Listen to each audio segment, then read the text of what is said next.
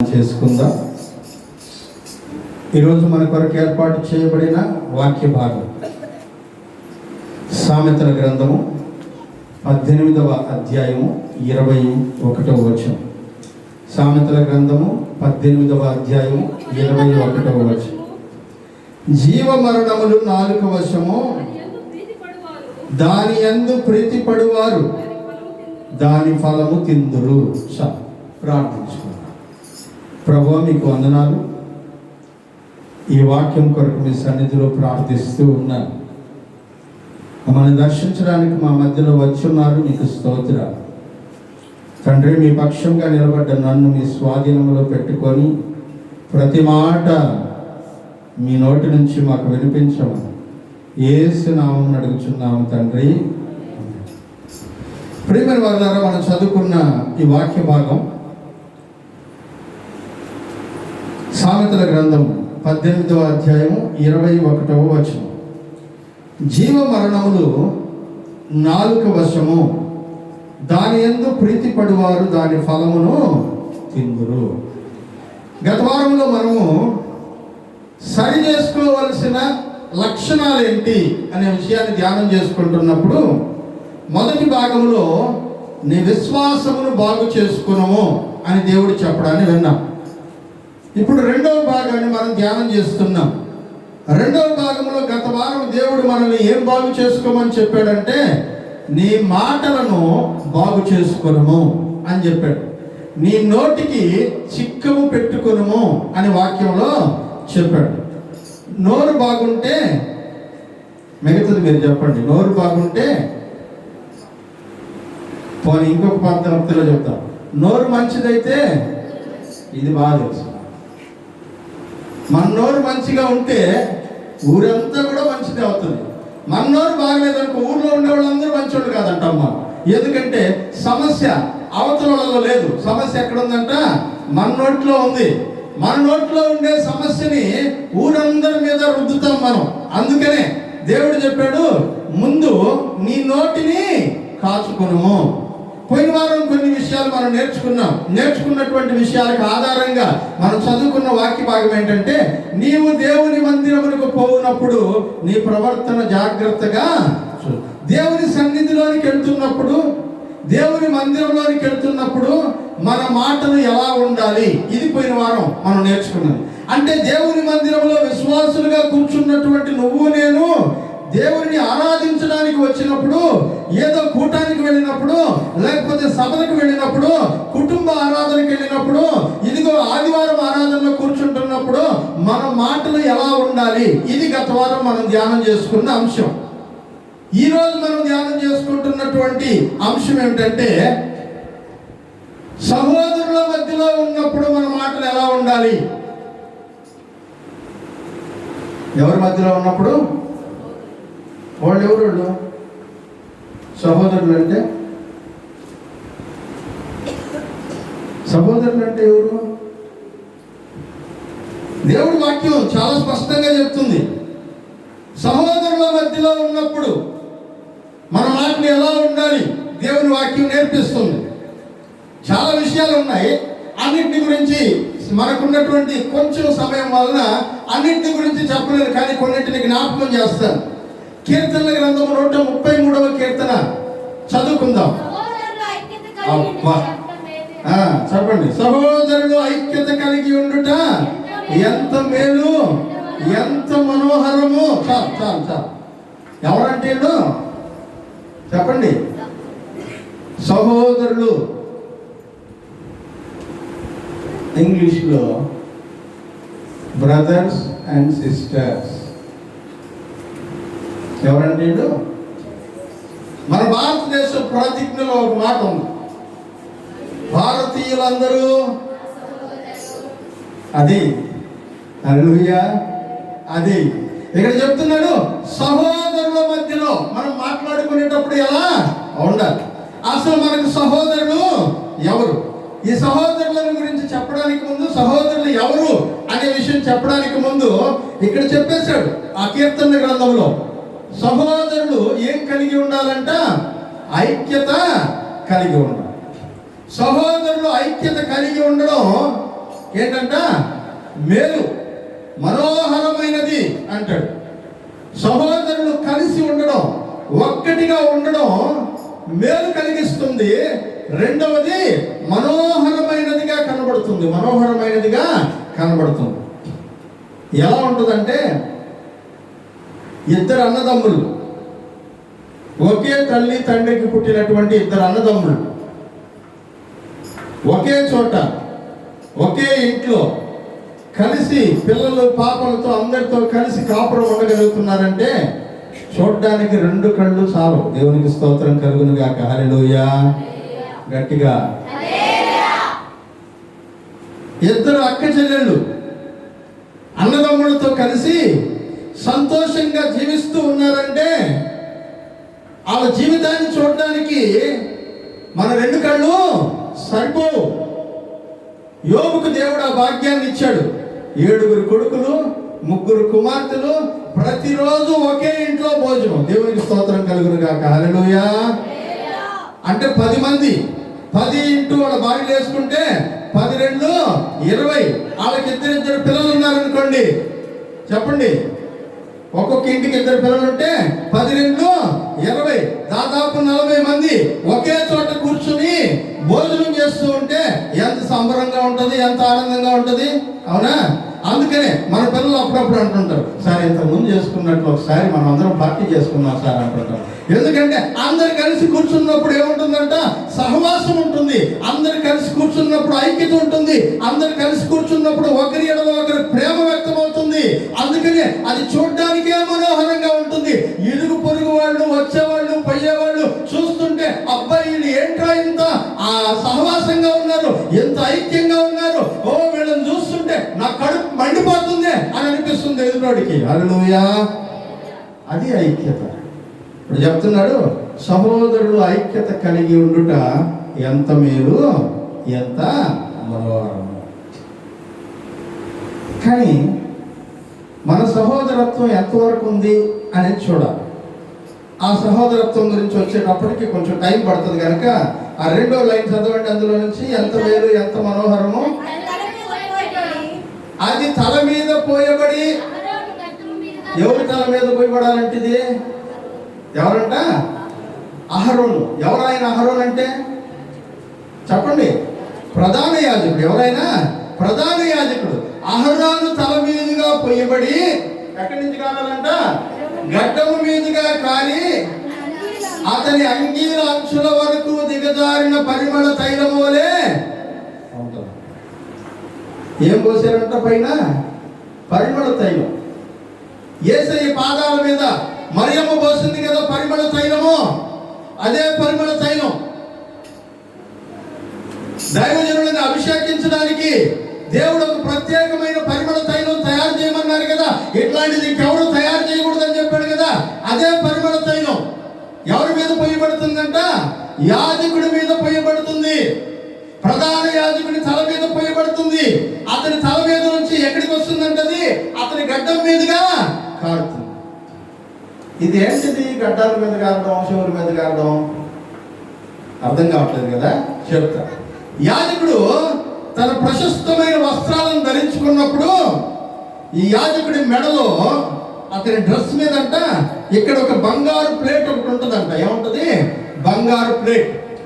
ఆ ప్లేట్ మీద మీరందరూ ఉంగరాల్లో కొన్ని రాళ్ళు పెట్టుకుంటుంటారే, అవి పనికొచ్చాయో పనికిరాయో నాకు తెలియదు, కానీ రాళ్ళు పెట్టుకుంటుంటారు. దాంట్లో నాది తెల్ల రాయి, నీది ఎర్ర రాయి, నాది పచ్చ రాయి అనుకుంటుంటారే. ఆ రాళ్ళు 12 రాళ్ళు ఉంటాయంట. ఏముంటాయంట?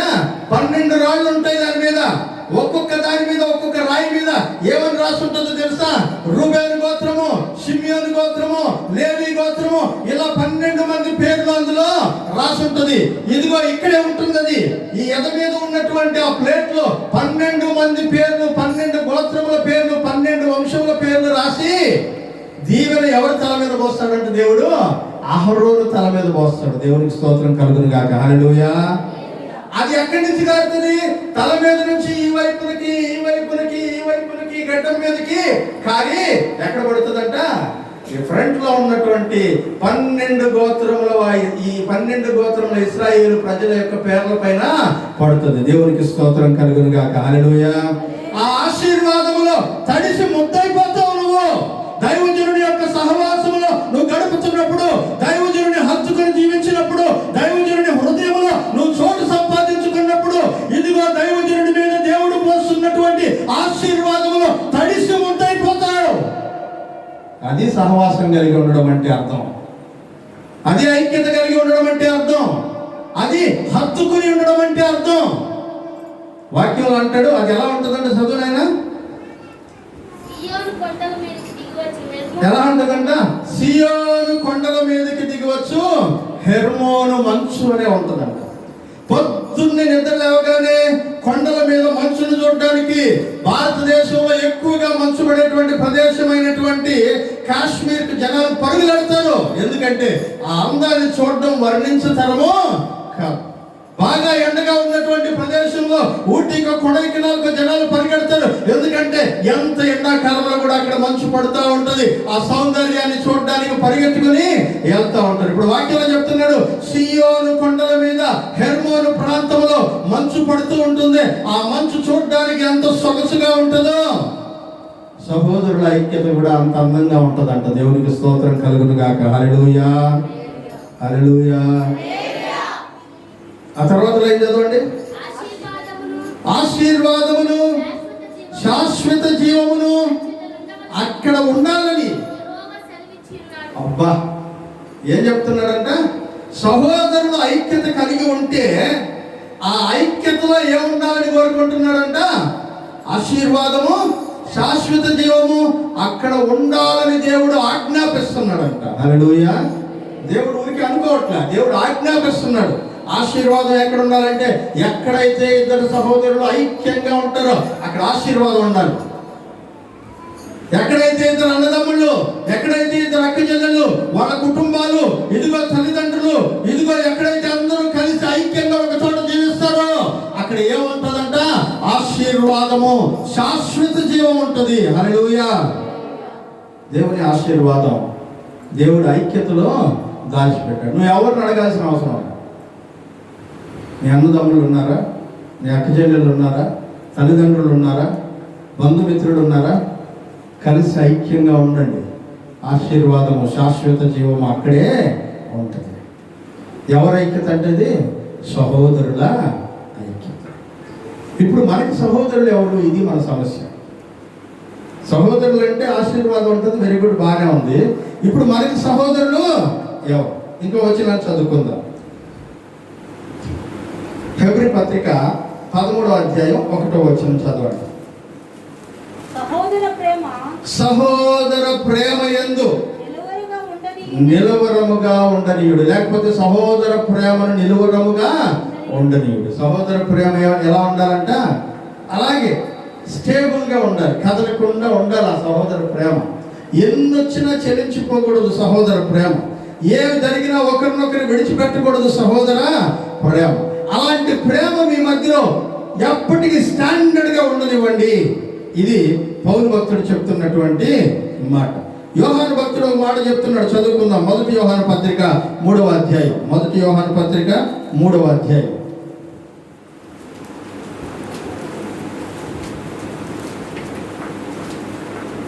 10వ వచనం నుంచి 15వ వచనం వరకు చదువుకుందాం. దీనిని బట్టి దేవుని పిల్లలెవరో?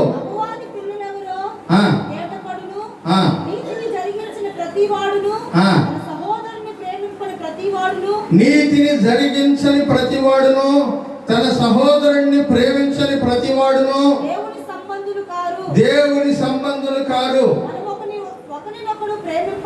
మనము ఒకరినొకరు ప్రేమింపవలనది మొదటి నుండి మీరు వినిన వర్తమానమే కదా. ఎలాంటి వాళ్ళంగా ఉండకూడదంట. ఎంత బాగా చెప్తున్నాడు చూడండి. సహోదర ప్రేమ అంటే ఎలా ఉండాలంటే ఆయన చెప్తున్నాడు, సహోదర ప్రేమ కలిగి ఉండండి అనేది యేసుక్రీస్తు ఈ లోకములో పరిచయం చేయడానికి వచ్చింది మొదలుకొని చెప్తూ ఉన్నాడు. మీరందరూ ఒకరి ఎడల ఒకరు ప్రేమ కలిగి ఉండండి. నేను మిమ్మల్ని ఎలా ప్రేమిస్తున్నానో మీరు కూడా ఒకరినొకరు అలాగే ప్రేమించండి. యోహాను 15 అధ్యాయంలో మనం ఆ మాటల్ని చూస్తాం. ఇలా చెప్పుకుంటూ ఉన్నాడు యేసయ్య వచ్చినప్పటి నుంచి. ఇప్పుడు యేసయ్య దగ్గర నుంచి నేర్చుకున్న పాఠాన్ని ఇప్పుడు యోహాను భక్తుడు ఇంకొకసారి జ్ఞాపకం చేస్తున్నాడు. ఏమంటున్నాడంటే, సహోదర ప్రేమ మనలో నిలవరముగా ఉండాలి. ఇదిగో మనము ఒకరినొకరు ప్రేమించాలనేది మొదటి నుంచి ఉన్నటువంటి వాక్యమే కదా. ఇప్పుడు మనం ఎలాంటి వాళ్ళమై ఉండకూడదంట, కయ్యూను వంటి వాళ్ళమై ఉండకూడదు. ఏం చేశాడు కయ్యూను? చదువు. వాడు దుష్టుని సంబంధి ఏమని చెప్పాడు? ఏమన్నాడు? ఏమని పిలిచాడు ఆయన? ఏమన్నాడు? ఎవరి సంబంధి అంట? దుష్టుని సంబంధి అయి తన సహోదరుని చంపెను. వాడు అతన్ని ఎందుకు చంపాడు? తన క్రియలు చెడ్డవి, తన సహోదరుని క్రియలు నీతివంతమైనవి అయి ఉండేవి కనుకనే. ఎందుకు చంపాడు కయ్యూను అంటే, తన క్రియలు చెడ్డవి, తన సహోదరుని క్రియలు మంచివి. అందుకనే మంచి క్రియలను చూడలేక ఓర్వలేక చెడ్డవాడంట చంపేశాడంట. అట్లాంటి వాడిలాగా మనము ఉండకూడదు. చదువు 13వ సహోదరులారా, లోకము మిమ్మల్ని ద్వేషించిన యెడల ఆశ్చర్యపడకుడి. మనము సహోదరులను ప్రేమించుచున్నాము గనుక మరణములో నుండి జీవములోనికి దాటి ఉన్నామని. ఏంటంటే సహోదర ప్రేమలో ఉండేటువంటి వాళ్ళు, సహోదరులను ప్రేమించేటువంటి వాళ్ళు ఎలా ఉన్నారంట? మరణము నుంచి జీవములోనికి. ఇదే పదం ఇంకో చోట కనబడుతుంది బైబిల్లో. యోహాను సువార్త 5వ అధ్యాయంలోకి వెళ్ళండి. యోహాను సువార్త 5వ అధ్యాయం.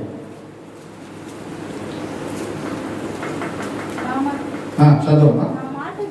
నా మాట విని 24వ వచనం, నన్ను పంపిన వారి యందు విశ్వాసముంచు ప్రతివాడు నిత్య జీవము గలవాడు.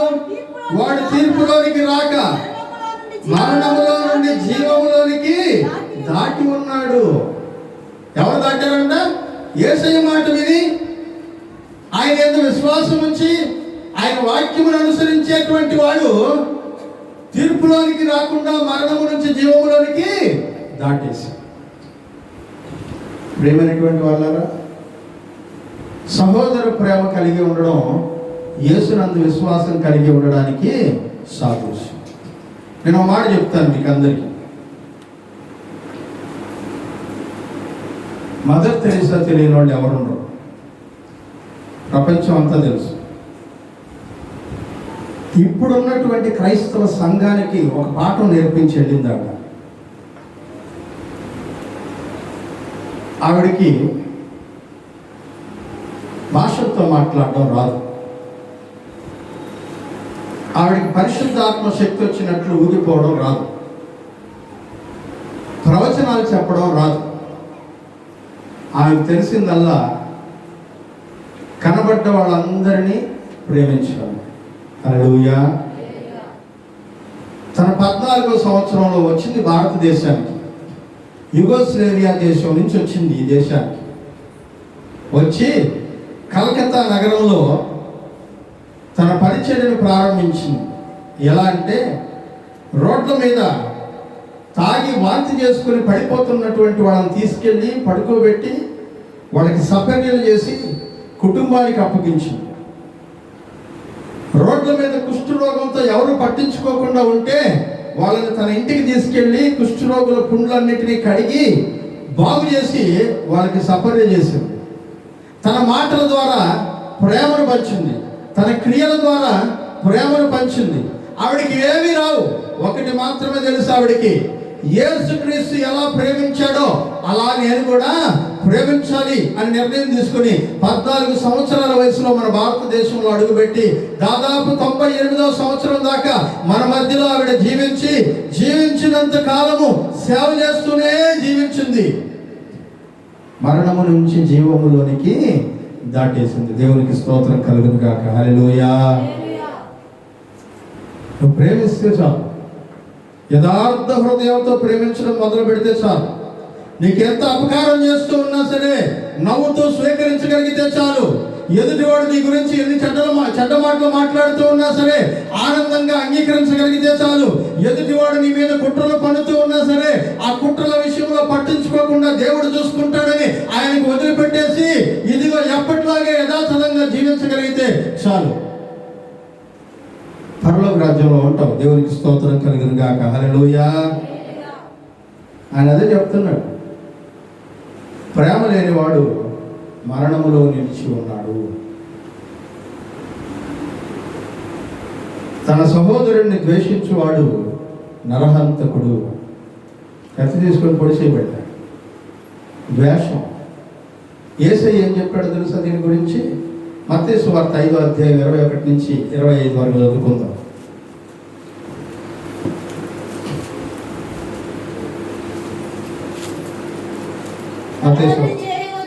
నరహత్య చేయవద్దు, నరహత్య చేయవాడు విమర్శకు లోనగునని చెప్పబడిన మాట మీరు విన్నారు కదా. నేను మీతో చెప్పున్నదేమనగా సహోదరుని మీద కోప్పడే ప్రతివాడు ఏంటంట? ఏం చేసేవాడు?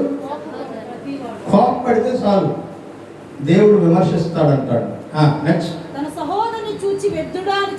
సహోదరుని చూసి ఏమనకూడదంట? వ్యర్థుడా, పనికి మాలినదవా అని అంటే చాలు. మహాసభ, సుప్రీంకోర్టులో తీసుకెళ్ళి పెడతాడంట నిన్న. మహాసభ అంటే అదేనమ్మా, సుప్రీంకోర్టు. ఒకవేళ ద్రోహి అని అంటే నేరుగా తీసుకెళ్ళి నరకంలో పడేస్తాడు. జడ్జిమెంట్, లాయర్లు గీయర్లు ఎవరు అక్కర్లా, స్ట్రైట్ జడ్జిమెంట్. సహోదరుల విషయం, తన సహోదరుని అని చెప్తాడు. హెబ్రీ పత్రిక 2వ అధ్యాయం 17వ వచనం చూద్దాం.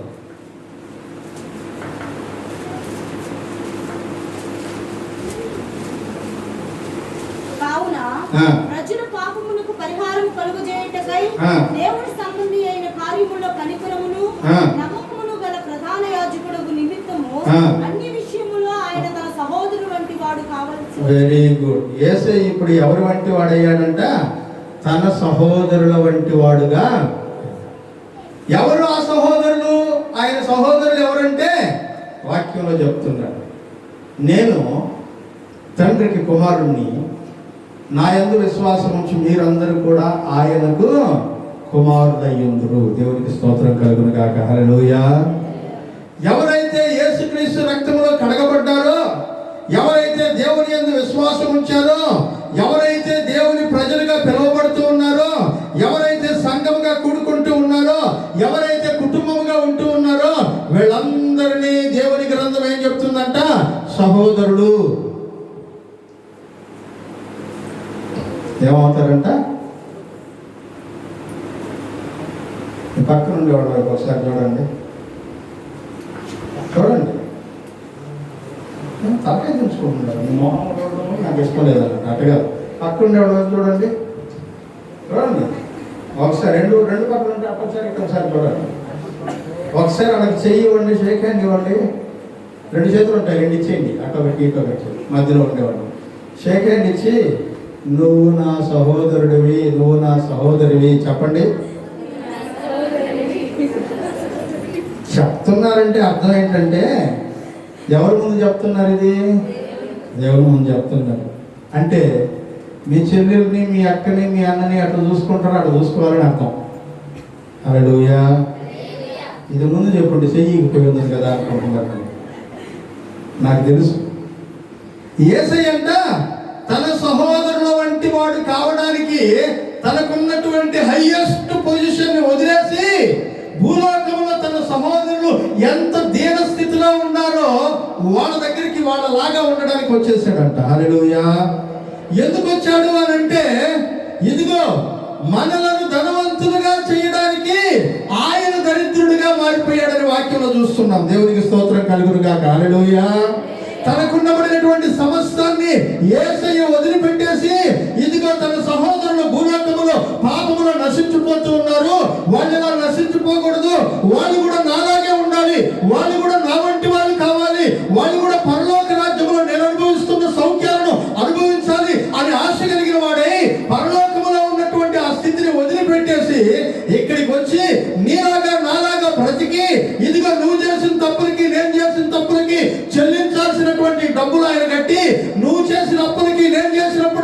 వడ్డీతో సహా తన రక్తము కార్చడం ద్వారా తీర్చేసి నిన్ను నన్ను ఇక్కడ ఉండడానికి వీల్లేదు, మీరు నాతో పాటు పరలోకానికి రండి, పరలోక రాజ్యానికి తీసుకెళ్ళడానికి మన కోసం వచ్చిన మన సహోదరుడు. హల్లెలూయా.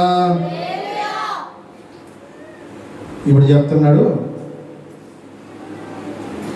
మీలో సహోదర ప్రేమ ఉండాలి. యేసుక్రీస్తును ప్రేమిస్తే సహోదరులను కూడా ప్రేమిస్తాం. రివర్స్లో చదువుదాం అదే వాక్యాన్ని. ఇప్పుడు నేను చెప్పిన దాన్ని రివర్స్లో చదవండి. యేసుక్రీస్తును ప్రేమిస్తే సహోదరులను కూడా ప్రేమిస్తాం. ఇప్పుడు రివర్స్లో చెప్పండి. అదే మాటని యోహాను భక్తుడు 4వ అధ్యాయం, 1 యోహాను పత్రిక 4వ అధ్యాయం 20-21 వచనాల్లో చెప్పాడు.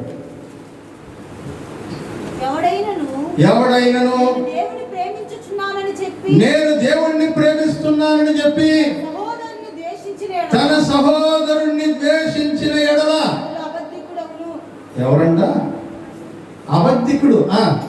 తాను చూచిన తన సహోదరుని ప్రేమింపని వాడు, తాను కనబడుతూ కళ్ళ ముందు కనబడేటువంటి సహోదరుణ్ణి ప్రేమించని వాడు చూడని దేవుని ప్రేమింపలేడు. అసలు కనబడినటువంటి దేవుణ్ణి ఏం ప్రేమిస్తాడు? హల్లెలూయా. ఈ రోజుల్లో చాలా మంది పరిస్థితి ఏంటంటే, క్రైస్తవులే కుటుంబ ప్రార్థన పెడితే వాళ్ళ ఇంటికి మేము రాము ఏంటంట, పరలోక రాజ్యంలో ఆడి పక్కనే సీట్ ఇస్తాడు నీకు దేవుడు. పరలోక రాజ్యంలో నువ్వు కూర్చోబోయేది అక్కడే. 24 గంటలు వాళ్ళ పక్కన కూర్చొని వాళ్ళు దేవుణ్ణి స్తుతిస్తుంటే వాళ్ళతో కలిసి నువ్వు కూడా స్తుతించాలి. సహోదర ప్రేమ. వాళ్ళని ప్రేమించలేకపోతే దేవుడిని ఏం ప్రేమిస్తావు? వాక్యంలో అంటున్నాడు, సహోదరుణ్ణి ప్రేమించలేని వాడు దేవుణ్ణి ప్రేమించడంలా. నేను దేవుణ్ణి ప్రేమిస్తున్నా, నేను దేవుణ్ణి ప్రేమిస్తున్నా, నాకు దేవుడు ఉంటే చాలు, ఉట్టి అబద్ధాల కోరు నువ్వు అంటున్నాడు దేవుడు. అంతేనమ్మా. నేను ఏమన్నా కొంచెం ఎక్కువ చెప్పినాను, చదువు తల్లి. మళ్ళీ ఒకసారి నన్ను అపార్థం చేసుకునే వాళ్ళు ఎక్కువ మంది ఉన్నారు ఇక్కడ. నేను దేవుణ్ణి ప్రేమిస్తున్నానని చెప్పి సహోదరుణ్ణి ద్వేషిస్తే ఏమైపోతాడంట? అబద్ధం చెప్తున్నావు నువ్వు అబద్ధికుడు, అబద్ధాలు కోరు నువ్వు. అలా ప్రేమించలేనప్పుడు నువ్వు దేవుణ్ణి కూడా ప్రేమించడంలా. దేవుణ్ణి ప్రేమిస్తున్నానని గెటప్ వేసుకొని పగటేసిగాలాగా జరుగుతున్నావు. అంతకంటే ఇంకేం లేదు. ఆ వేషధారణ చెరిగిపోయే రోజు ఒకటి వస్తుంది. నీ వేషం తగలబడిపోయే రోజు వస్తుంది. నీ వేషం ముసుగు తీసేసే రోజు వస్తుంది. వచ్చిన రోజున నీ లోపల ఉన్నటువంటి కుళ్ళు, కుతంత్రము, ద్వేషము, కలహము అన్ని బయటకు వచ్చిన రోజున నువ్వు మరణ దశలో ఉంటావు, కానీ జీవించేటువంటి వాడి దశలో నువ్వు ఉండవు. జాగ్రత్త, జాగ్రత్త, జాగ్రత్త. సహోదరులను ప్రేమించలేకపోతే ఈ దేవుడిని కూడా ప్రేమించలేవు. నువ్వు దేవుడి కోసం, నేను అది ఇస్తున్నా దేవుడి కోసం, ఎందుకు పనికిరావు. ఎంత పగోడైనా వెళ్ళి కౌగిలించుకొని సహవాసంగా ఉండడానికి రమ్మని పిలవండి. జీవితాలు ఇప్పుడు మారకపోతే పరలోకం వెళ్ళిపోయిన తర్వాత మారడం వీలు కాదమ్మా. యేసయ్య రాకడ వచ్చేసిన తర్వాత మారడానికి వీలు కాదు. మార్పు అనేది ఏదైనా జరిగితే భూలోకములో నీ బొద్దులో ప్రాణం ఉండగానే జరగాలి. ఆ ప్రాణం పోయిన తర్వాత ఏ మార్పుకి నీ జీవితం పనికిరాదు. అందుకని ఈ శరీరాన్ని తీసుకెళ్ళి పూడ్చిపెట్టేస్తాం. ఎందుకంటే ఇది ఏ మార్పును పొందలేదు. నీ జీవితంలో మార్పు అంటూ జరిగితే యేసయ్య రాకడ లోపల, నువ్వు చచ్చిపోయే లోపల జరగాలి. అలా మారినటువంటి క్షణాన నీ హృదయంలో ఇంకనూ సహోదరుడిని ప్రేమించలేనటువంటి మనస్సు ఉన్నట్లయితే నువ్వు ఇంకా మరణంలోనే ఉన్నావని జ్ఞాపకం చేస్తూ ఉన్నా. మా అయ్యగారు ఏడ మొదలు పెట్టాడు, ఇంకా అర్ధాక రాలేదు అని అనుకుంటున్నాను. నిజమే, రావా.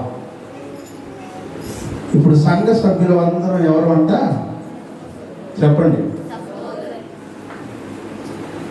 నేను ఒక మాట రిక్వెస్ట్ చేస్తున్నాను. మీరు నిజంగా వాక్యాన్ని ఒబీడియన్స్ లోబడతాం, మేము వాక్యానుసారంగా బ్రతకాలనుకుంటున్నాం అని అంటే ఒక రిక్వెస్ట్ చేస్తాం. మీ పితరుల కాడి నుంచి ఎవరెవరితో మీకు గొడవలు ఉన్నాయో, ఈరోజు ఇక్కడ మందిరంలో ఉండేవాళ్ళు కానీ లేకపోతే ఊరు బయట మందిరంలో ఉండేవాళ్ళు కానీ ఎవరెవరితో అయితే మీకు గొడవలు ఉన్నాయో, మీరు సహోదర ప్రేమ కలిగి దేవుణ్ణి ప్రేమించే వాళ్ళైతే సమాధాన పడండి. ఈరోజు చెప్తాను, ఇక్కడే సమాధాన పడండి. ఇక్కడ ఉంటే మీ తల్లిదండ్రుల గొడవలు, తాతల గొడవలు, ముత్తాతల గొడవలు అన్నీ వదిలేసి యేసు నామములో నేను సమాధాన పడుతున్నాను, సమాధాన పడలేకపోతున్నారంటే మీరు ఇంకా దేవుణ్ణి ప్రేమించడం లేదు. దేవుణ్ణి ప్రేమించిన వాడికి దేవుని రాజ్యంలో చోటు లేదు, దేవుని రాజ్యంలో ఛాన్స్ లేదు. పరలోక రాజ్యం గేట్ కూడా నువ్వు తాకలేవు.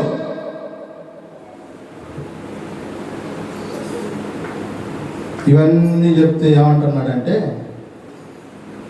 నువ్వు నీ సహోదరులతో మాట్లాడేటప్పుడు ఎలా మాట్లాడుతున్నావు, సహోదరుల గురించి మాట్లాడేటప్పుడు ఎలా మాట్లాడుతున్నావు? నీ సొంత చెల్లిలో, నీ సొంత అన్నో, నీ సొంత అక్కో, నీ సొంత తమ్ముడు, నీ సొంత బావమరిదో, సొంత తల్లి తండ్రి, వీళ్ళని గురించి నువ్వు ఎప్పుడైనా చెడ్డగా మాట్లాడతావా? ఎవరైనా చెడ్డగా మాట్లాడుతుంటే నువ్వు చూస్తా గమ్ముగా ఉంటావా? మరి సంఘంలో ఉన్నటువంటి పక్కన చెల్లెల గురించి, పక్కన అక్క గురించి, పక్కన అత్త గురించి, పక్కన తండ్రి గురించి నువ్వే ఎందుకు చెడుగా మాట్లాడుతున్నావు? చెడుగా మాట్లాడేటువంటి వాడి పక్కన నువ్వు ఎందుకు కూర్చుంటున్నావు? చెడుగా మాట్లాడేటువంటి వాడి సహవాసంలో నువ్వెందుకు కొనసాగుతూ ఉన్నావు? ఇది సహోదరుల మధ్యలో నువ్వు ఎలా బ్రతకాలో చెప్పేటువంటి మాట, ఎలా మాట్లాడాలో చెప్పే మాట. ఉదయం నిద్ర లేచిన దగ్గర నుంచి వీఆర్ బ్రదర్స్ సిస్టర్స్, అవునా? అన్న, అక్క, తమ్ముడు, చెల్లెలు, అత్త, మామ పిలుచుకుంటాం. కానీ ఆ అత్త మామ బంధము, తమ్ముడు చెల్లెల బంధం, అన్న చెల్లెల బంధం, అక్క తమ్ముళ్ళ బంధం అన్ని సందర్భాల్లో ఒకే విధంగా ఉండాలి. మనుషులు ఉన్నప్పుడు అక్క, మనుషులు ఉన్నప్పుడు అన్న, మనుషులు ఉన్నప్పుడు చెల్లెలు, మనుషులు ఉన్నప్పుడు తండ్రి కాదు. వాళ్ళు ఉన్నా వాళ్ళు లేకపోయినా ఒకే రకమైనటువంటి బాంధవ్యాన్ని కొనసాగించగలగాలి. వాళ్ళ గురించి నువ్వు మాట్లాడే మాట 1కి 10 సార్లు ఆలోచించి మాట్లాడాలి. నువ్వు మాట్లాడుతున్నావా? లేకపోతే ముందుకు మాట వెనుకొక మాట మాట్లాడుతున్నావా? కొలస్సీ పత్రిక 4:6 చదువు.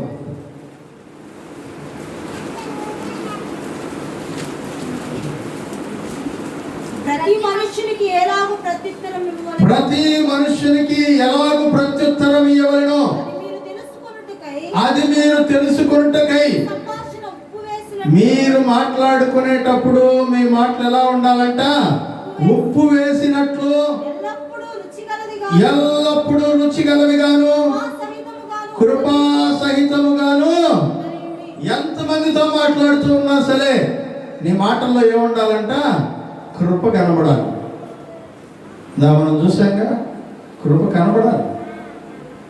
నీ కృప లేని క్షణము, నీ దయ లేని క్షణము నేను ఊహించలేను యేసయ్యా. నీ మాటల్లో యేసయ్య కృప ఉందా?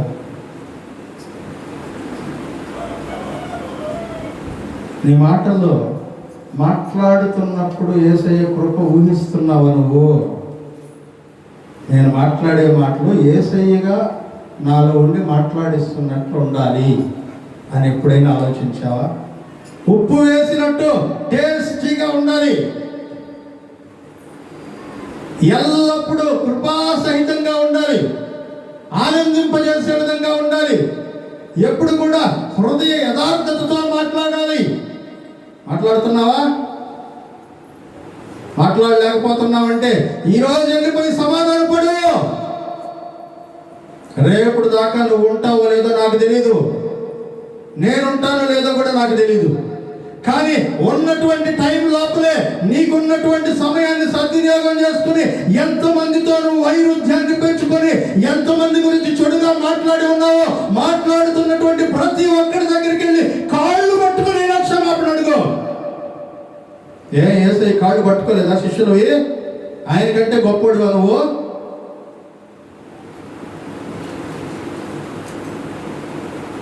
చేదు కాదు మన మాటల్లో ఉండాల్సింది, ఉప్పు. కీడు కాదు మన మాటల్లో ఉండాల్సింది, కృప.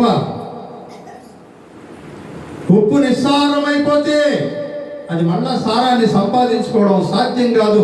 యేసయ్య చెప్తాడు ఈ మాట. మీరు లోకమునకు ఉప్పై ఉన్నారు. ఆ ఉప్పు నిస్సారమైతే ఆ ఉప్పు సారం తిరిగి రాదు దానికి.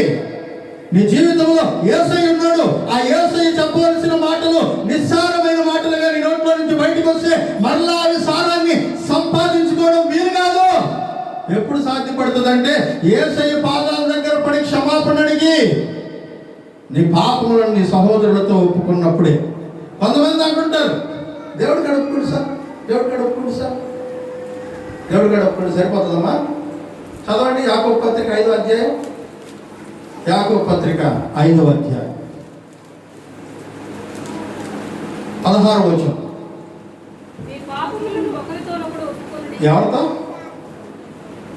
నీ పాపములను ఒకరితో ఒకరు ఒప్పుకోవాలా. యేసయ్య కాడ ఒప్పుకుంటావు, నిజమే. యేసయ్య కాడి నుంచి బయటికి రాగానే సహోదరుడి దగ్గరికి వెళ్ళి ఒప్పుకోవాలన్నా. నువ్వు ఎవరితో అయితే సమాధానం లేకుండా ఉన్నావో, ఎవరి గురించి అయితే చెడుగా మాట్లాడావో, ఎవరి గురించి అయితే నీ నోరు వదలిందో, ఆ వదిలినటువంటి నోటి మనిషి దగ్గరికి వెళ్ళి సారీ అని చెప్పాలి. అందుకనే మత్తయి సువార్త 5:21-25 వచనాల్లో యేసయ్య మాట్లాడుతూ అంటాడు, నువ్వు బలిపీఠము దాకా వచ్చేసి ఎవరినైనా ఒక మాట నేను అన్నాను అని బలిపీఠం దగ్గర జ్ఞాపకం వస్తే ఆ బలిని తీసుకుని అక్కడే పెట్టేసి పరిగెత్తుకుంటూ నువ్వు ఎవరితో అయితే అనవసరంగా మాట్లాడావో వాడి దగ్గరికి వెళ్ళి కాళ్ళు పట్టుకొని సారీ చెప్పి ఆ తర్వాత వచ్చి నీ బలి నాకు అర్పించన్నాడు. దేవునికి స్తోత్రం కలుగును గాక. హల్లెలూయా. నీ మాటలు ఎట్లున్నాయి? కృపా సహితమా కాదా? ఎఫెసీ పత్రిక 4:29 చదువమ్మా.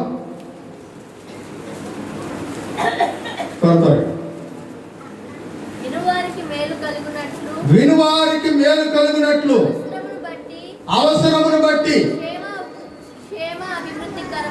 క్షేమాభివృద్ధికరమైన అనుకూల వచనమే పలుకుడు గాని దుర్భాష ఏదైనను మీ నోటికి రాదు. అవసరమైతే, వాక్యంలో చెప్పాడు, అంత బాగా చెప్పాడు, అవసరమైతేనే. ఏదైనా మాట్లాడాల్సిన అవసరం వస్తే మాట్లాడుతున్నటువంటి వాళ్ళతో అనుకూలంగా సమాధానపడి మాట్లాడండి, కానీ కోపంతో ఇంగ్లీష్ మాట్లాడబాకండి. ఏం మాట్లాడబాకండి? మనకి ఇంగ్లీషే ఎక్కువ వచ్చి తెలుగు రాదు.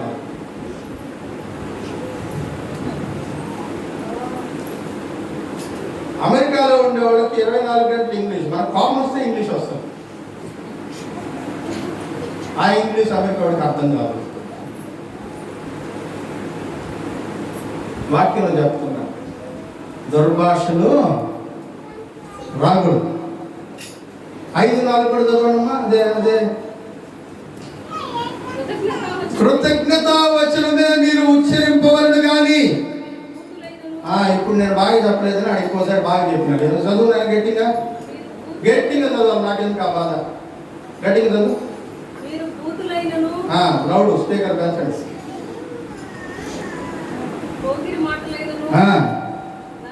మీరు బూతులైనను, పోకిరి మాటలైనను, సరస్వోక్తులైనను వాడవు. ఇంగ్లీష్ వాడకూడదు, తెలుగులోనే మాట్లాడుకోండి. సహోదరుల మధ్యలో ఏ భాష ఉండాలంట? తెలుగు భాషే ఉండాలి. ఆంగ్ల భాష అవుతుంది, తెలుగే ఉంటుంది. ఆంగ్ల భాష నేను దాని గురించి చెప్పట్లేదు, మళ్ళీ మీరు ఏదో అనుకోవా. ఇక్కడ దుర్భాషలైనను, బూతులైనను, సరస్వోక్తులైనను మీరు వాటి పేరే ఎత్తకూడదు అంటాడు. ఇవి మీకు తగవు అంటారా? ఇవి మీకు తగవు. క్రైస్తవులకి ఇది తగదు. 1 తిమోతి పత్రిక చదవండి. ఇందులోనే 6-7 వచనాలు కూడా చదివేయండి ఒకసారి. వ్యర్థమైన మాటల వలన ఎవడును మిమ్మల్ని మోసపరచనీయకుడి, ఇట్టి క్రియల వలన దేవుని ఉగ్రత అవిధేయులైన వారి మీదికి వచ్చును గనుక మీరు అట్లాంటి వాళ్ళతో ఫ్రెండ్షిప్ చేయబాకండి. ఏంటంట? శాస్త్రోక్తులు మాట్లాడేవాళ్ళు, బూతులు మాట్లాడేటువంటి వాళ్ళు, ఉచ్చరింపకూడనటువంటి దుర్భాషలు మాట్లాడేటువంటి వాళ్ళు, ఎవరైతే కృతజ్ఞత వచనము కృపావాక్యము చెప్పలేకపోతున్నారో వాళ్ళు, ఇట్లాంటి వాళ్ళు దేవుని ఉగ్రతకు పాత్రులు. మీరు వాళ్ళతో ఫ్రెండ్షిప్ చేసి వాళ్ళ ఉగ్రతను మీరు కూడా పంచుకోబాకండి. వాళ్ళ ఉగ్రతను మీరు కూడా, ఒకవేళ ఎవరైనా అక్కడ మాట్లాడకూడని మాట్లాడుతూ ఉంటే లాగి చంప మీద ఒక దెబ్బ కొట్టి వచ్చేయండి అక్కడి నుంచి. ఎందుకంటే యేసయ్య అన్నాడు, మేలు కోరి స్నేహితుడు గాయములు, పగవాడు లెక్కలేనన్ని ముద్దులు.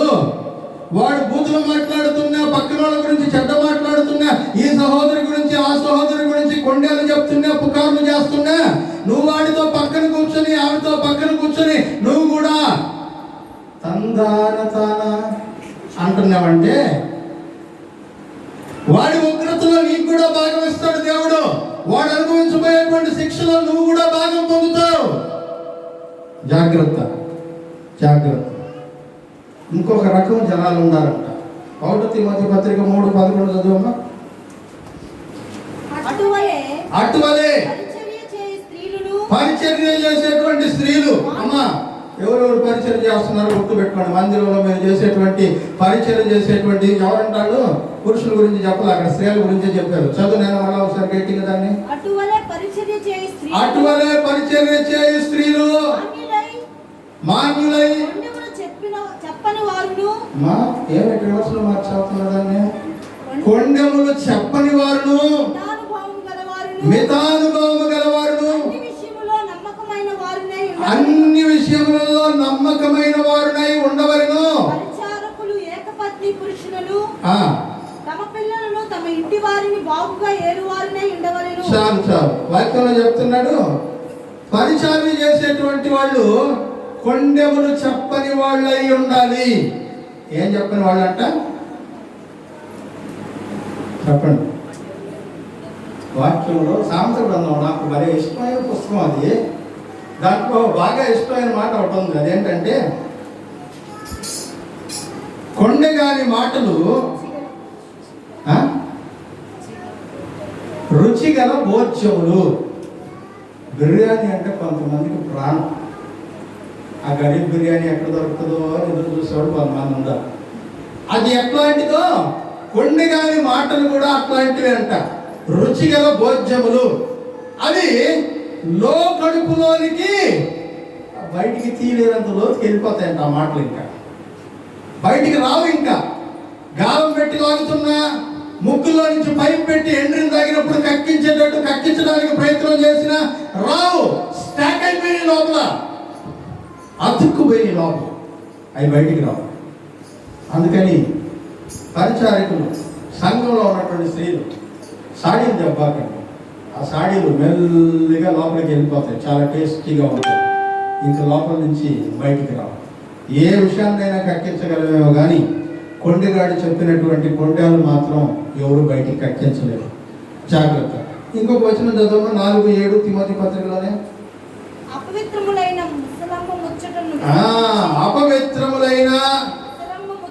విసర్జించి. ఏంటి ముసలమ్మ ముచ్చట్లు? పాటలు మాత్రం మరి పాడతాం, డాన్సులు మరి వేస్తున్నాయి పాటలు. ముసలమ్మ ముచ్చట్లు అంటే ఏంటి? ఏ పని ఉండదు ముసలోడికి. నలుగురిని కూర్చోబెట్టుకుంటారు, నలుగురు ముసలోడు కూర్చుంటారు. టాపిక్ ఏముంటుంది అంటే, నీ కోడలు ఏం చేస్తుంది, నా కోడలు ఏం చేస్తుంది. ఇది ముసలమ్మ ముచ్చట్లు. ముసలమ్మ ముచ్చట్లు కట్టి పెట్టి పరిశుద్ధ గ్రంథాన్ని చేతపట్టి దీక్షతో నడుము కట్టి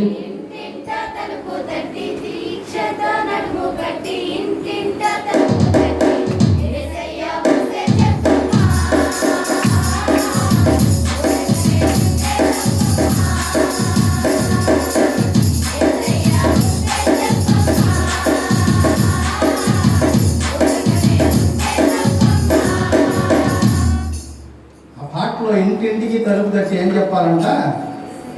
మనం అది చెప్పం. వాళ్ళు ఏం చెప్తున్నారు, వీడేం చెప్తున్నారు అదే క్షణంలో మొత్తం. అట్టగా మీరు సువార్త చెప్తే గుడ్రపడం ఎప్పుడో మారిపోయి ఉండదా? చెప్పం. సహోదరులను శపిస్తాం. 1 తిమోతి పత్రిక 3వ అధ్యాయం 12వ వచనం. పరిచారకులు ఏకపత్ని పురుషులను. ఒక నిమిషం తల్లి, రెండవ తిమోతి పత్రిక చదవండి.